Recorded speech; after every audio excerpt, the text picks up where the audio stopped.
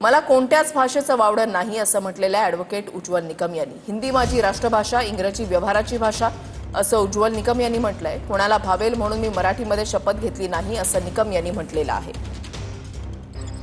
काल तुम्ही मराठीतून शपथ घेतली. राज्यामध्ये मराठी विरुद्ध हिंदी असा एक वाद आपल्याला पाहायला मिळतोय. तुम्ही मराठीतून शपथ घेतल्यामुळे अनेक जणांना मनाला ते भावलं. मात्र मराठी आणि हिंदी असा जो एक वाद निर्माण केला जातो त्याबद्दल तुमचं काय मत? नाही, कोणाला भावेल याच्याकरता मी घेतलं नाही. मराठी ही माझी अस्मिता आहे, मराठी ही माझी मातृभाषा आहे आणि हिंदी ही माझी राष्ट्रभाषा आहे. इंग्रजी आम्हाला आज व्यवहारामध्ये इंग्रजी वापरावं लागते, कायदे इंग्रजीमध्ये. मला कोणत्या भाषेचं वावडं असं नाही आहे. मी केरळला गेलो तर सुगमानो म्हणतो, नमस्कार म्हणतो. कर्नाटकमध्ये गेलो तर निम हे श्रीनू, तुमचं नाव काय. म्हणजे ज्या राज्यात जातो त्या राज्यातील भाषेशी बोललो तर त्या लोकांशी एक जवळीक आणि कनेक्टिव्हिटी साधता येते, याचा हा उद्देश आहे. त्यामुळे मला कोणतीही भाषा त्याज्य नाही. मराठी भाषा ही माझी मातृभाषा आहे, तिचा मला अभिमान आहे. कॅमेरा पर्सन राकेश कुमार, मी प्रदीप कापसे, TV9 मराठी.